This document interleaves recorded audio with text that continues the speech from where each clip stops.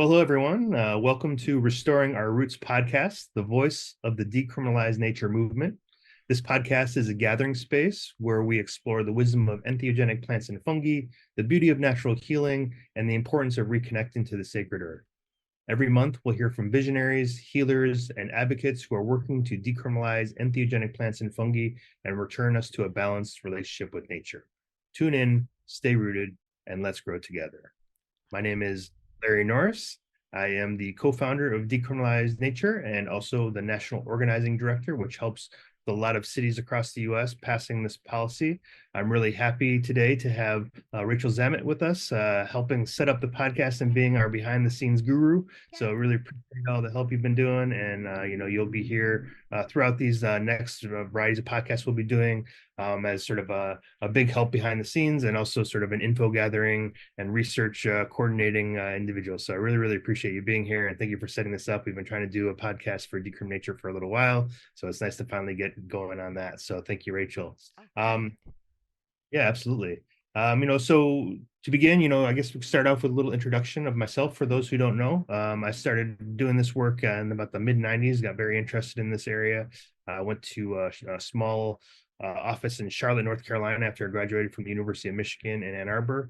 I spent a lot of time doing neuroscience and biopsychology, which was, very much mechanistic and felt very reductionistic comparatively to these big, surprisingly wild and unusual mushroom experiences that you can have, the sort of the expansion of consciousness. So I got very curious in this area of research. I went to what was a small office in Charlotte, North Carolina at the time at MAPS, Multidisciplinary Association of Psychedelic Studies, and they provided a variety of professors and other folks out there who were doing this research, either at universities or sort of offsite, that type of thing.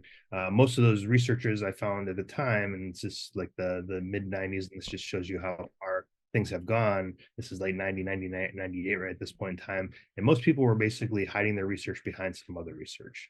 And so I was like, okay, this isn't really the time to be engaging in this. I think the only person that was really doing above ground research that was getting in the public eye was Rick Strassman for his work around DMT. And so, yeah, right. So, that, I'm very familiar with Rick Strassman. Yeah, just to delve in, like jump in here too, Larry. First of all, too, like welcome everybody to the show. As Larry said, like this has been a long time coming, and Larry's introduction is so, I think, valuable, just because in terms of, I think I'll call you the main host of this podcast going forward, right? sure. And so this, I guess, uncovering of like your story as you came to decriminalize nature. Yeah, keep going. Just wanted to pop in there and say Yeah, that. definitely. No, I mean, no, I mean, this is I think this is a big part of it. Hopefully everyone will be able to share a little bit about themselves. I think, there's always people behind a movement, especially grassroots movement, and it's always exciting to kind of hear how everyone got to the point that they got, what sort of twists and turns have happened, because a lot of us, when we started this work, this was not as above ground as it is now, or wasn't decriminalized anywhere. And there's still a lot of stigma and still a lot of concern. And as I was saying, most of the professors I spoke to were hiding their research because they couldn't talk about it publicly. So they're doing biofeedback research or neuroscience or some other consciousness type of research. And then, hey, by the way, I'm also interested in psychedelics. So this really speaks to this movement where we can even now be having a podcast to talk about this. And this podcast is a representation of 5 years of incredible work that the Decriminalize Nature movement has done, and others as well, in terms of getting this policy passed. So what a journey it's been in the last so many years. So for me, yeah, it was really powerful to come across all these different people that were doing this work. Came across ayahuasca, did some research on that. I worked with an organization to do integration, so we've been doing that for over a decade, peer integration circles and education through an organization called Entheogenic Research, Integration, Education, and then was very interested in quick, sudden transformation or archetypes of transformation that occurred in an ayahuasca experience, and how do you help people with integration. That's what I did my dissertation research on. What's really nice about this movement is that it all kind of came together from a variety of people all across the Oakland Bay Area, San Francisco Bay Area, who were very interested and been doing this work already. We kind of met to talk about a consciousness healing center. And in that conversation, we started thinking like, well, what's the real barrier to alternative ways of healing, or approaches to personal and spiritual growth, or ways to expand consciousness? And we realized like, oh yeah, well, the biggest barrier is the criminalization of these entheogenic sacred plants and mushrooms that we have all around us. And we started talking about Oregon, started talking about Denver, and we really started thinking about like, is this even possible here in Oakland? And so I think what's been beautiful is just seeing people from all over the place, no matter what city they're from, oftentimes a variety of different backgrounds and perspectives. And, the thing that's the glue that's holding everyone together is this other space, this profound experience, this connection to source, to soul, to depth, to mystery, to awe and wonder, things that people aren't All really the connecting with. juicy stuff, right? All the Okay, juicy stuff, yeah, right? yeah. Exactly. Right? And that's pulling everyone together because they're like, wow, if this was possible for me, why is this being hidden? We Mm-hmm. hear all this stuff about, why these are bad and stigma. And yes, of course, people can have difficult experiences. And yes, of course, this isn't for everybody. And we're not asking to shove this down everyone's throat by any means. But we're saying is like, here's something that really helps us know a lot more about the nature of consciousness, the nature of reality, asks us deep philosophical questions about, existential things and items. There's even, this some studies out there looking at existential anxiety, or like basically the end of life anxiety issue. What happens after you pass away? Well, these are all spiritual questions that are now being asked in more of sort of medicalized framework, which, there's also some challenges that can come with that as Oh, well. I'm sure we can talk about at some oh point in yes, time and yes. talk That's a about. good segue into. I have a series of questions I will ask you, Great, Larry, just as great. a way to frame. This is our pilot episode, so going forward, as Larry has mentioned, that there will be other characters, players, stories to be shared on this podcast. But first of all, let's go into the origins of decriminalized nature. You went into some of the story and a little bit of, how people researchers back then had to hide almost what they were doing.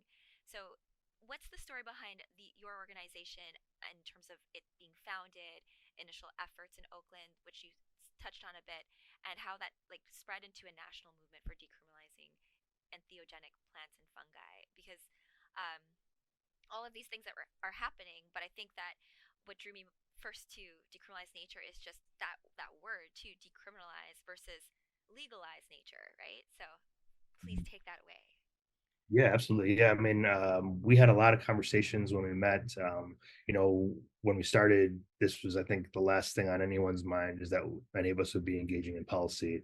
I never even stepped foot into a Boring. city. Yeah, right. I never stepped foot into city council office, and now embarrassingly so, to realize like, wow, like if we really are serious about protecting consciousness, we can't just not be involved. We can't be apathetic. And you see that in a lot of city councils where 50 people write about this issue or call about this issue, and it blows their mind because they're like, nobody cares about city politics. Nobody's really paying attention. And Until it now we're affects turning you. people on. Right, right. And also just now we're giving people tools, because I think that was the biggest thing for me was this.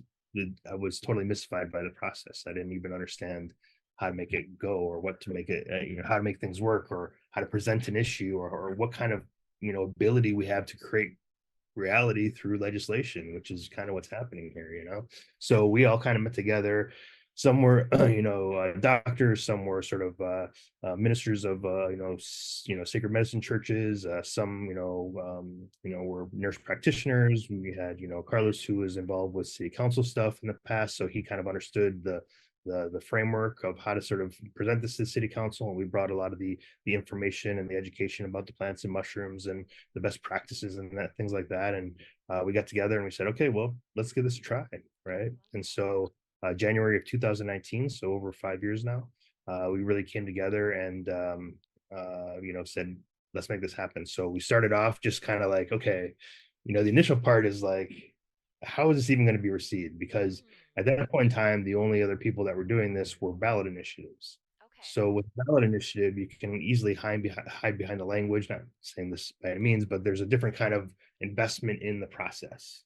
Here's the language. Vote on it, yes or no. It'll be anonymous. You can talk about if you want How do to. ballot initiatives? This is just coming from someone who's Canadian, right? So these things I think slightly a little bit different. But when it's a ballot initiative, is that a politician bringing something to the floor, or like a bill of some sort, or how does that work?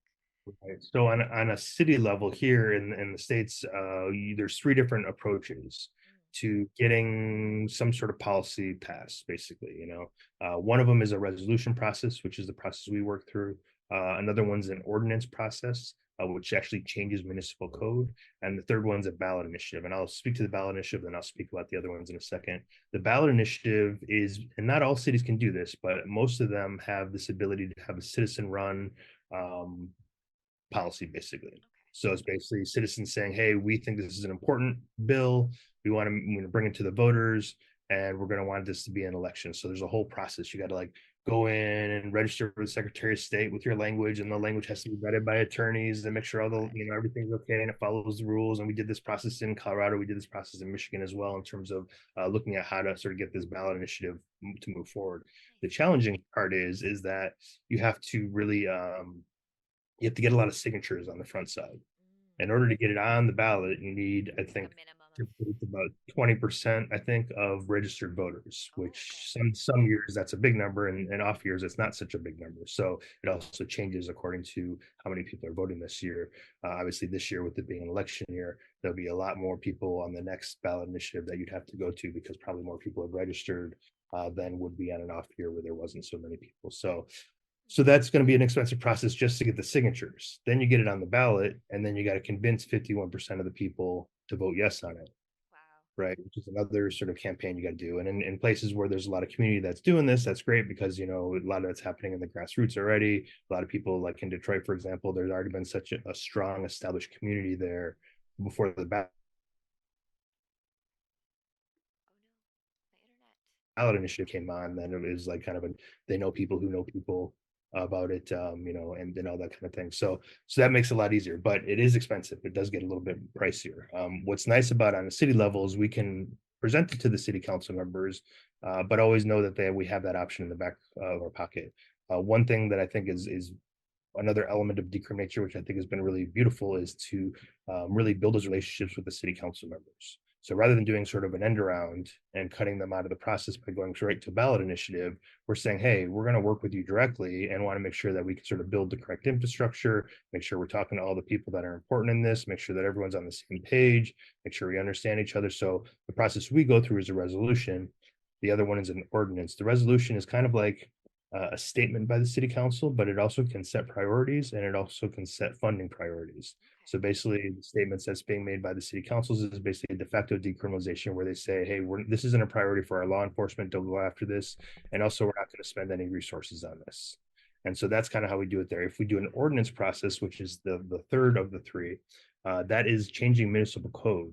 So unfortunately, that makes it kind of tricky on the city to state level because the state might say, hey, you're breaking state law. You can't do this. You can't change the municipal code. You can make a statement, you can set directions and priorities, that type of thing. But when you start changing laws that conflict with other laws, and of course now everyone's like, well, that means it's still illegal everywhere. But then I remind people that cannabis is still federally illegal. Yes, And yet, that's true. so I'm not sure exactly how it is in Canada, but hopefully we'll be able to get a little bit more activity going on there in I just Canada. like legalization in Canada. I feel like our communities, in terms of like the cannabis community, were stronger before legalization happened. But that's Right, yeah. right, right. So that's a whole nother conversation which we can probably chat about in the future, which is like what's the difference between decriminalization and legalization. But that's something that we did kind of chat about at the beginning. Sort of when we decided, okay, hey, we're going to do this thing, we were looking at two different approaches. One was Denver's approach, which was again a ballot initiative to decriminalize psilocybin. Then there was a approach in Oregon, which at one point in time was decriminalization and legalization of psilocybin.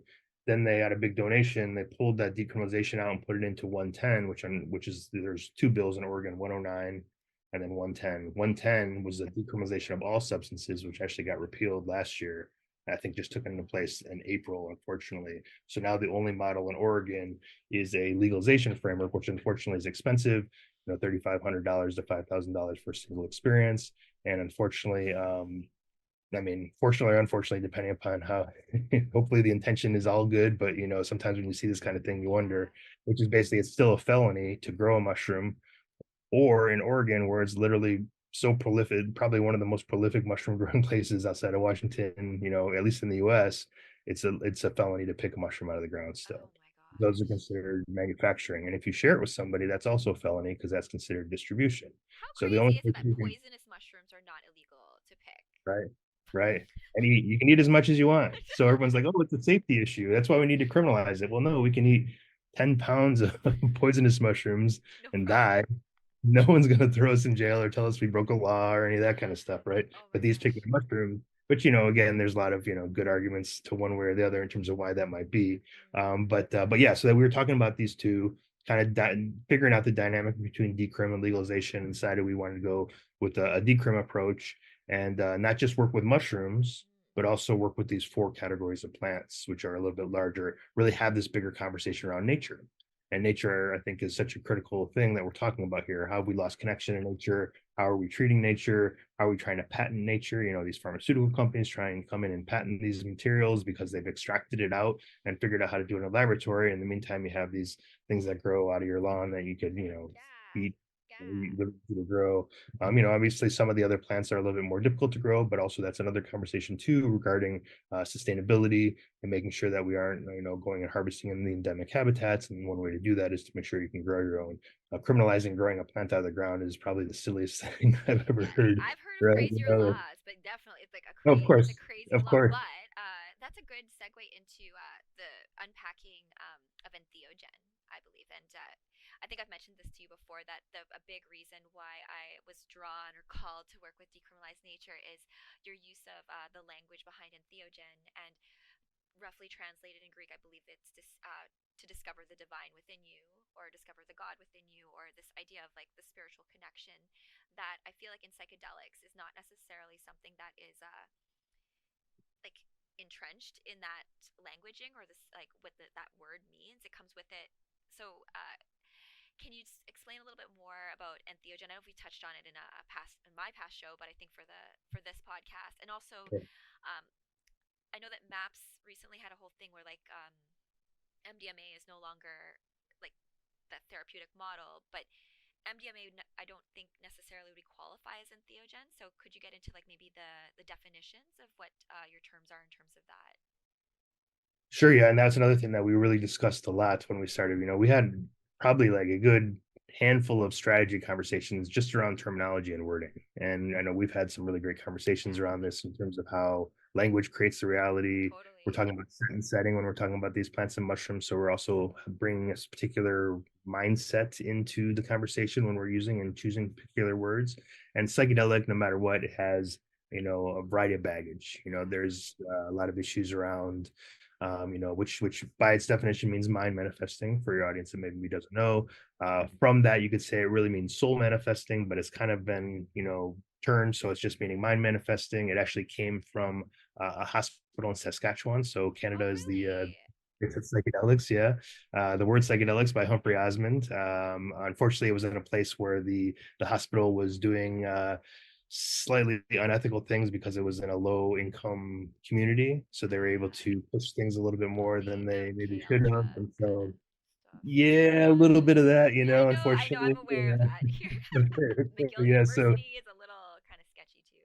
yeah, Some exactly. history. Yeah, they were doing electroshock therapy and lobotomies and LSD therapy, all that kind of stuff. And so the Yikes. guy who created the name or discovered the name or who coined it, I guess, his research was always around synthetics. So it makes sense that psychedelic is a synthetic word because it came from his research around synthetic mescaline and obviously LSD is synthetic. Both of those you can make a good argument have derived from plants at some point down the line, even MDMA Hmm. derived from sassafras at some point down the line. But it's so many chemical steps between both LSD and MDMA between the two that it's really hard. It's not like you're eating the mushroom straight out of the ground or eating the plant, brew or what have you. So that's where sort of psychedelic comes from. And obviously psychedelic then means, cultural context. It means music. It means, art. It So this means, other whole like I look at it like cyberpunk.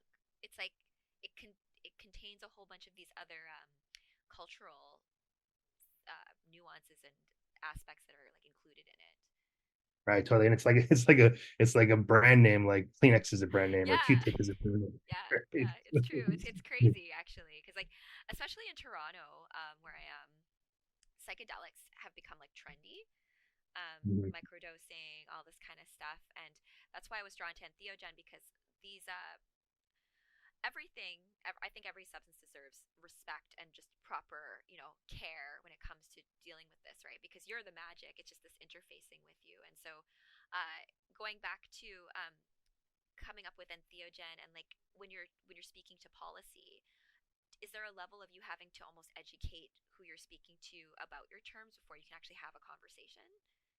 Yeah, absolutely. And that's actually the good point about using entheogen, because people, we got a lot of like back and forth. Nobody knows what entheogen means. Why are you going to try and use it? Blah blah blah. All we had so many naysayers, especially from allies, which is always funny to watch. And we're just like, we're going to try it anyway and see what happens. And it turns out all right. So, but entheogen, as you mentioned, means generating divine within. This came up from a group of anthropologists a little later.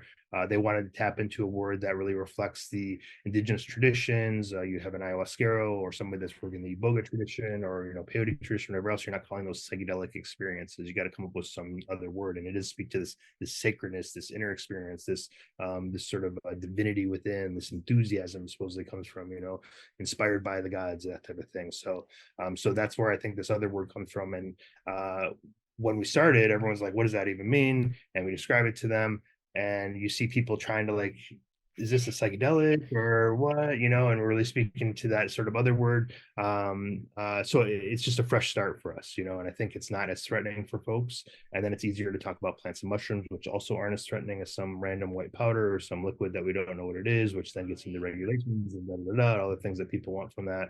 So we're just saying like, hey, we're going to work with this term entheogen, which speaks to these plants and mushrooms, or has become that. And now entheogen, the word entheogen, is in policy all across the US, which is pretty amazing if you think about I it. wish A word that was Canada would really basically. get on the program here with that. We don't. We actually had decriminalized drugs, I think, in BC, but they did the same thing where it was like not with any nuance at all. You just decriminalized all drugs, including like cocaine and like Mhm. fentanyl and stuff. And then of course, then you're gonna get this like you're creating a problem of which like okay now we need to like that's why it's not decriminalized because of Yeah, I this. mean that's a whole nother thing. We got a lot of pushback from folks around this idea of psychedelic exceptionalism at some point in time, which is Mm, basically saying, oh, you're saying that only these substances are worthwhile and everyone else is a bad person because of that. And like we are definitely all in agreement that no one should be going to jail for anything. But certain things yeah. require a little bit higher level of support and infrastructure and education and harm reduction. These plants and mushrooms, for the most part, are not as risky in that regard. You Yeah. spoke to a little bit about MAPS and MDMA. MDMA is one of those things too, where it's like there's a lot of blurring of the lines right now, where everything's a psychedelic. MDMA is a psychedelic. Did you Ketamine's find it? a Did you psychedelic. All find these other MDMA? things. So actually, that's a good thing. Would you I consider all psychedelics entheogens or no? So you can make that argument, right? You could make that But argument, right? but Because I think you can every make, tool you use to but explore your own consciousness could but like be I yeah. but I would say, like, I mean, if we're talking about like truly what I think was meant by the original definition, research chemicals like the 2CBs, or the 2CI, 2C, all the foxymethyl, the things out there that are sort of just created recently, Yeah. doesn't seem to have that long tradition. I think embedded in entheogen is something that's had a long tradition at some point in time. So you could make that argument for cannabis. You could probably make that argument for LSD because of ergotamine, because of the Eleusinian mysteries.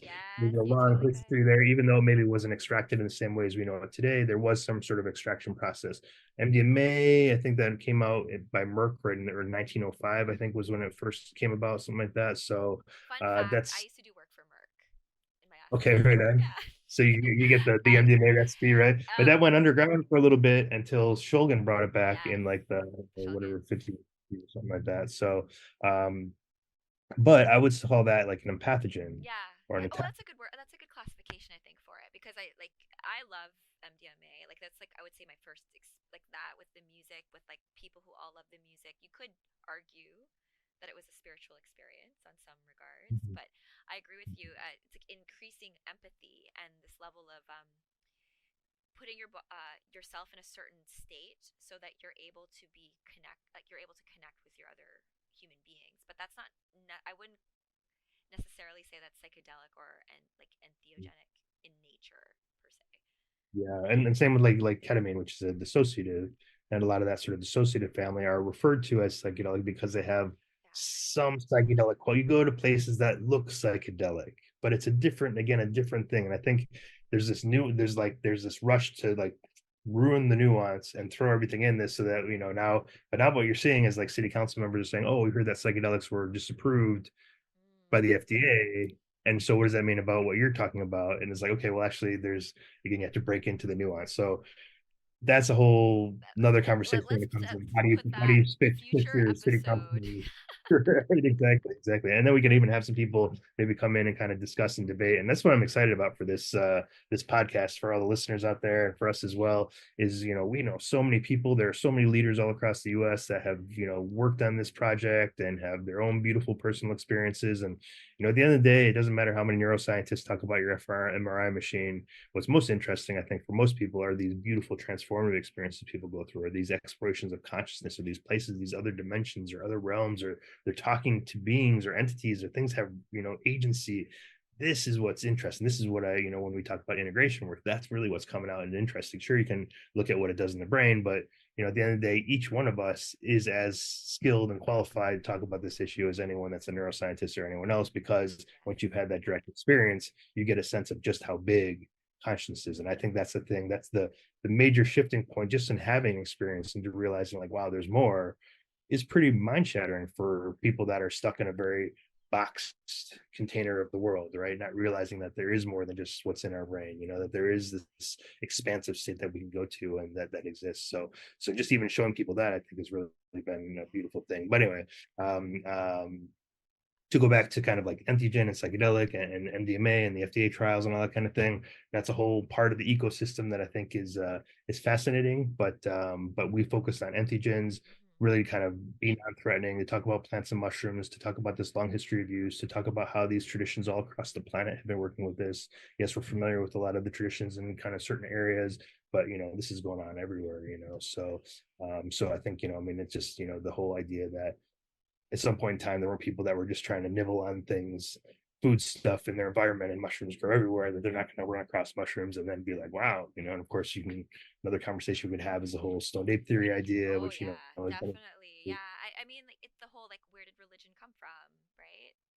right. Someone had an experience, had a funny idea, and then like it's and things grow from there. And I think that's a good segue into this next question I have about community versus corporate interests, right? So, especially in Toronto, where, as I was saying, like psychedelic there, it's like all the rage and trendy, and ketamine is involved in that as well, which is, it's just become very clinical, right? And what you were saying too, like for an experience that costs like thousands of dollars, it's not making this accessible to people either. So, the tension between like the grassroots movement versus the corporate influence, where they're like, oh, we see this being a great moneymaker, so we just want to, like, keep it for ourselves, or like almost like elitism when it comes to like usage of these substances, right? Where like Kamala can say like, "Oh, I smoked a joint and I inhaled and all this kind of stuff," but like, and you can still become president. Where like some guy went to prison for however long for like smoking a joint Maybe from a it's still in cop. prison, Oh or yeah, maybe and it's still in yeah, prison. still there, and like nothing's been like done to rectify that. So, can you like touch on that, on like what's kind of happened in terms of like the clash between the people actually like having a let's say a relationship with the plants and fungi, because that's what it is. It is you build a relationship, and then you have this like other thing there being like, well, you're not doing it properly. It needs to be done in this setting with a therapist, with a qualified whatever. So how's that been like, navigating all Yeah. that? And that really kind of again ties into even why we're talking about nature and why I think those communities are not exactly excited about us, because the more people that grow their own mushrooms, the less people there are interested in the synthetic psilocybin that they had to go through the process to get IP protections on. Yeah. If you're trying to like patent this thing that's extracted from this mushroom, but it's much easier to grow a mushroom than it is to make the chemical, right? So yeah, so there's that kind of back and forth. The four different categories of plants and mushrooms that we work with too are mostly, mushrooms are really pretty easy to grow. Some cacti, there's probably 100 Yeah. different cacti with mescaline. So there's some cacti that are harder to grow, but some that are easier, like the San Pedro cacti. Uh, Cacti is also really important in regards to peyote. Obviously, there's some sustainability issues in the endemic habitat, so we really want to encourage people to be able to cultivate their own, grow their own, that type of thing, so they don't have to go into the endemic habitat and take anything from the Wiratica or the Huichol, who are the people who have had this tradition for a really long time. You have plants that have ibogaine, which there's a variety of plants, including, while it's not a huge amount, there's a star jasmine that grows pretty prolifically here in the Bay Area. And then you have plant combinations similar to ayahuasca, that have a DMT and an MAOI modulation, and those are actually there's about 4,000 different plant combinations. Oh So wow. people can grow most of these plants. Yes, of course, some will take a little bit. There'll be some bumpiness as we move Yes. forward. Trying to figure out like how does this work and how do we do this in integrity and how do we do this in a good way and in relationship to the plants. But I think that's a really big part of this sort of back and forth between this corporate mindset, this pharmaceutical mindset, this control mindset, this you can't trust yourself. I think that what is this called psychedelic therapist industrial complex or something. I forgot what exactly Yeah, no, somebody that gave it sounds up for. about right. So basically, the downside of that is it's basically saying that you can't trust yourself with your own mind, and you're not qualified enough to sit with your friend in a compassionate way. Wait a second, people have been doing this for ages. Why is it now all of a sudden we need license to do this? Why is it that, despite the fact that we've been doing peer integration work for over a decade now I need to get a certification. I have to get a in order to be considered Like or create. like certified psychedelic sitter kind of thing. That's what I've seen. Right, exactly. Yeah. So, and then I think, also get into the challenges around like, what's the difference between a sitter and a guide and a facilitator? Like, Yeah. anyone can sit for somebody. Don't make sure they don't bump their heads. Make sure that they're okay. Make sure they have water. The music is Yeah. okay. They're comfortable. Yeah. Boom. That's all you need. Appropriate. You don't You're have to be comfy. super Yeah. qualified. Yeah. Yeah, exactly. Just be a friend, right? Yeah. So anyway, so that's kind of like back and forth. But then you have something like the Rand report, which just came out recently, about maybe I don't know a few months ago, and they actually looked and said since I don't know, since in 2023, they had, according to their numbers, 8 million people had mushroom experience over the last year in 2023. Of those people, 46% of them either grew it themselves, got it from friends, or got it for free. So, in terms of a marketplace, like you're talking about here, there's not really a huge market that's going to be like a cannabis market Yeah. because people can grow it and I could grow enough for myself that I'm going to have way too much abundance and I'm going to give it to my friends. And everyone that's growing is probably in the same boat where they just like, oh, there's more than I need here. They're going to go bad before I'm able to eat them all because who's eating mushrooms every week? Probably barely anyone. No. It's like Yeah. Like you it's have a what. mushroom experience every few months or something like that. If you're really doing it, if you're doing, going deep, in terms of just let it settle and kind of like work your way into it. So there's not this sort of big cannabis market that you would see and because we're helping people to teach people how to grow their own and that kind of thing. I think we're a bit of a threat to that. We're outside of that control model, which I think is great for people. Is a little bit concerning for folks, and you're seeing that there's a Yeah. lot less money in terms of investment. People are trying to find these regulated, controlled models, which are just so expensive that people are like, "Why am I going to do this?" You have this stuff going on in Oregon now, where these actually this is what happens though when you have a control model and a underground model. And everyone's always like, oh, why can't you all just get along, right? But what ends up happening is that the control model is They. like Yeah. losing money, so we got to stop these guys over here, For a right? So threat. it's not, A threat. the decrim folks or the people doing underground, they don't. There's no threat of like the booming industry that's being expected here. It's just like, okay, we're just going to do our thing. So we have in Oregon where they say that because it's so expensive, because of all the regulations and the hoops they got to jump through, $3,000 to $5,000 for a thing, that a lot of the people that are getting trained, which there are a lot of people that have been trained, are now doing this work underground for a lot lower costs. Well, Oregon's now trying to put another bill together, which says basically, if you know somebody, you're not labeled do underground work, and if you know somebody that does underground work, you got to rat them out, right? So basically, Make sure. basically, yeah, exactly. We got to like destroy all the competition, which is like pretty silly to think about. Like, what are we talking about? Healing here? Or are we talking about how to make the most money? And of course, people got to understand. People got to pay their bills and do their thing and all that kind of thing. But at the end of the day, we're really talking about healing. We're talking about people's birthrights to consciousness, all these types of Yeah. things. So Yeah. Like I this mean, like back and it forth. always gets wrapped up in mental health. I find here. But that's.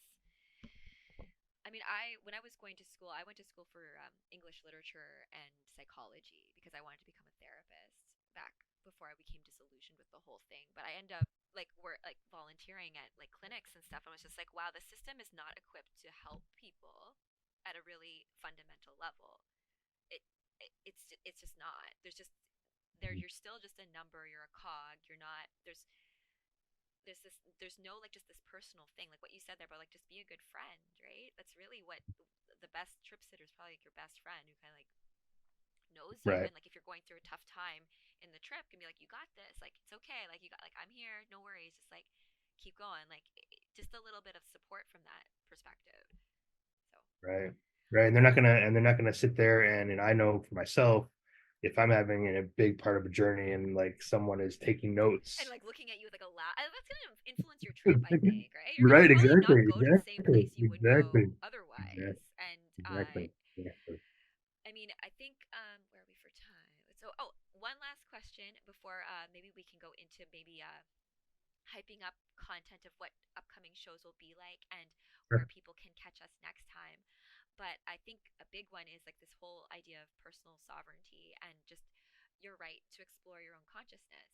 And I'm an astrologer and I do like tarot readings and all this like woo woo stuff. And I found that like there just needs to be more, I think, like just practices and us like figuring out like little rituals for ourselves of like, oh hey, I take LSD and then I divinate with the cards as like a practice, and like I make sure I sage and at the same time. So just all of these different things haven't been figured out yet. We're living in a brand new world as it comes to this, and I really think that it's like what Decrim Nature is like doing the work of is just like get out of the way, government and Right, bodies of whatever, like, and let us fix it.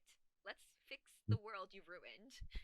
right, Because it really should be a lot more fun. There's a there, and I get it, all of this stuff about paying rent and surviving and all of this stuff, but this is all like culture and society, and we are hurtling towards the age of Aquarius, whatever that means, turning of the ages, Kali Yuga. So old systems are breaking down. So I don't think it's the best thing for us to just um, you know, tie psychedelics or entheogens to a system that is just using them, I feel like, right, to keep to stay right, alive, like for its last legs, like right, look, we're still relevant, we're right, still, and like it's not, no, like it's just time for us to just be like, you know what, if you want to go do the therapeutic model, if you want to do it that way, cool, but if you don't, you can't put me in a cage for it.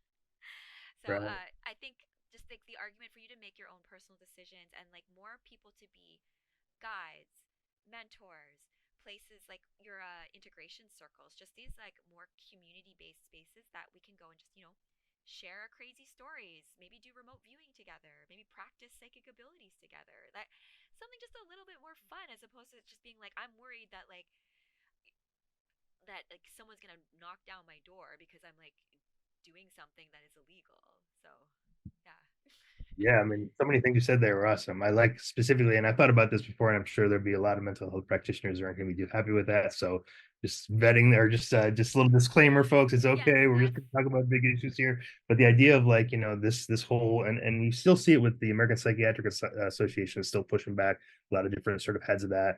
But like, this is like kind of the last throes of like mental health practitioners finding a way to be more relevant than a plant that grows out of the ground, right? Like, oh, we have to like put somebody there to do the thing that the plant and the individual are doing. You Yes. don't need to put anybody there, It's in fact, it's better for you to not say anything during the experience and be there afterwards, like this integration or that type of thing. So I Totally. think and that really taps into what is mental health and asks us much bigger questions about connection and alienation and isolation and systems that are corrupt and systems that are falling apart, and like this is like the okay, we got maybe if we put this band-aid on here, but this quote unquote band-aid of psychedelics and entheogens have been out of the system for so long. Those same APA doctors and folks that are trying to pull it in now spend all their life trying to push it away, and now they're trying to like get it back in Yeah. here. So that becomes kind of challenging. And then you have what happens is because of the Controlled Substance Act and the way that it's set up is that you have this, and I speak to this a bunch on podcasts, is you have this sort of medicalization model, Mm. which is like in order to not be Schedule 1, it has to have medical value. So now everyone's rushing to try and push to be a medical value. And then what happens is the medical folks, and I've spoken to folks, I'm like, well, what do you consider recreational to a Mm. doctor? Does Yeah. anyone that's not in a doctor's office? Yeah. It's like that's everything outside of your care is recreational, and of course, recreational meaning high risk, partying, like really bad. Yeah. This is the bad way to go about it, but they don't talk about spirituality. They don't talk about citizen science. What is consciousness? What types of things can we learn about this? Like, what else is out there? Can we explore these different terrains? I have Yeah. uh, Yeah. heard talk by Clint E. who's out of Detroit, passed away a few years ago, but that had some really interesting conversations around traditions. He believes that the hieroglyphs were meant to be seen. through mushroom eyes, I and they do. weren't meant to be seen just kind of two-dimensionally. And Totally. there's this sort of Totally. interaction. There's all this sacred text and sacred places and sacred writings that we don't know anything about because we're not using the correct vision Our to read instruments, them. yeah, they're like, I like to put it this way, like we have this like tether, like our at our crown chakra that attaches us up to like the other realms, and it gets like full of kind of dirt and muck and stuff. And so entheogens, they help to just clear. I think Aldous Huxley said that, like, you just clean your doors of perception a little bit, and so you can see the entire universe and yourself a little bit more clearly, and your beautiful unique place in it. So it's kind of crazy, as you said too, like what you said, like, well, what is recreational, also like what is considered medically valuable and who gets to decide that. Right. Right, right. Yeah, especially when it comes to us really not really understanding mental health anyway, in any kind of big way. And that's by, you can see that because everyone always says we're in a mental health crisis. Well, if we understood mental health, we probably wouldn't be in a crisis because we will address it a little better, right? So, I mean, outside of the system causing some of that as well, but anyway, that's a whole other conversation. So, this recreational medical dynamic, and then you have, the sacred, you have the creativity, you have the insights and aha moments, you have, exploration of your own personal relationship, questions about consciousness and ego and the nature of reality. All these things are possible, but we're not addressing them when we say, does it help with treatment resistant depression? Agreed. And, in some ways, when we're talking about it only being helpful for that, then everyone who has treatment resistant depression thinks, this is going to be my saving grace. I'm going to go here. Yeah. And if all of a sudden it's like, well, actually, it's much more complex because first you got to deconstruct your whole worldview, which is going to be depressing, Yes. and then maybe have to reconstruct some things. And like, so all these other qualities that come into play when you're working with these medicines that people, when it becomes such an emphasis on mental health as like a cure all, even though they say it's not, a cure all, of course, but there's kind of that's what's being implied there. Then I think there's a lot of people who might get disappointed because it maybe doesn't help them in the way that they had expected. And then instead of saying, oh, well, actually, this helped me with sacredness and connecting with my family, and I realized that was why I was depressed. Yeah. Oh, now the conversation happened. Yeah. This is the Yes. byproduct of all this other stuff that can be helped with. Yes. So Yes. Yes. You anyway, totally hit it on that. so yeah. Because I mean, So like, when we for started talking, example, oh sorry, I was gonna say, like, your mental health could depend on like having a hug a day, for example. Like personally, I for me to be healthy, I need one hug a day, right? And but that's what I mean. Like, the medical model is like, it's messed when it comes to that, right? Like, it's especially when I'm like working in certain hospitals or clinics where it's almost just like, if you're too much mentally, like, you're too much for us to deal with. So like, we'll just institutionalize you and like put you over here where I can't see you. So instead of like having those hard conversations and building the containers by which people can like discover themselves and like figure out what for them is required to live a happy, fulfilled life. Because a lot of people just don't know what would make you happy, like, and have the space to like go for it. And I think that all of this stuff around it, where it's like it's illegal, or the stigma around it, and so that you have certain people who just like never want to try it. I think that Decrim Nature and all of this work about expanding the language, expanding the stories, are a great way for people to like stand up for themselves, and do something maybe illegal, Mhm. right? Right, right. Yeah. I mean, yeah, I mean, we hear that all the time, like I think this could be, I really like to explore it, but because it's against the law, I never will.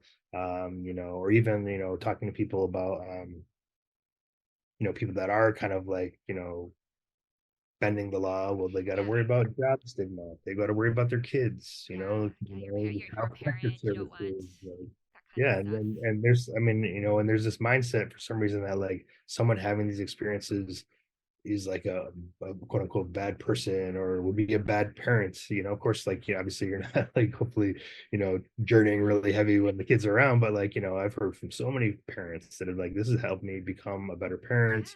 Yeah. I'm tolerant, I'm more understanding of, the world. I see consciousness in a different way. I see growth in a different way. There's so many people that have actually benefited from this, but there's again this like initial stigma that like, okay, if somebody's doing this thing, then they might not be, if it's not medically approved. So then you have people that are like, well, the only way it's to be acceptable in society is if I say I have Yeah. XYZ or I get diagnosed, which is a lifelong diagnosis from a mental health practitioner, that now you always have depression your whole life.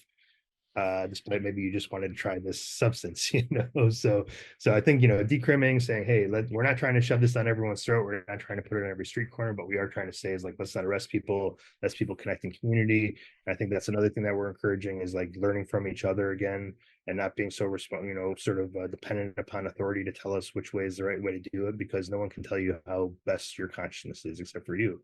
Not even your friends can do that. That's for you. You can have friends that can help steward you or guide you or whatever else, but that's going to be a one-on-one conversation, which I think people forget about a lot of times. It's you and the mushrooms, or you and the plant material. You and the universe. Exactly. So that's actually a wonderful way for us to come into our conclusion of this pilot episode. Just because this show is called Restoring Our Roots. And I love that from a perspective of through conversations, through discourse, through revealing and storytelling, that we can restore our roots. And, like the Lion King, remember who you are, right? And once you like remember that, then I feel like you're just so much more empowered to like do what you need to do for the benefit of humanity and the universe. And so Larry, do you want to go into like what viewers can expect from this podcast going forward, as well as how often we'll be going live, and when they can expect replays, and what kind of guests we can kind of great, yeah, absolutely, hype the show up? Yeah, sure. Well, I mean, first and foremost, the fact that this is even starting, that's the Happening, hype. yeah, we That's did hype, it. that's hype for me. No joke. I mean, not. I mean, like literally, we've been talking about this for probably 4 years with different people and everything. So Yeah, it's nice yeah. to get this all together and at least get it started. Our hopes is to do a live show every Sunday, every other week, so twice a month. And then we're going to have a variety of different either conversations about relevant topics, about reviews of the ecosystem. There's a lot of stuff happening right now in terms of all the different Updates on like policy traction. updates, and Yeah. yeah, exactly, everything that's happening. And what's beautiful, as I mentioned earlier, is we have so many people from so many different places that have worked on this policy, leaders from all over the place, that have already First-hand experiential stories. firsthand experience. We have our board members, we have board members, friends, and community. We're going to have a bunch of, probably indigenous practitioners. We'll have some philosophers. We'll have some scholars from academic institutions.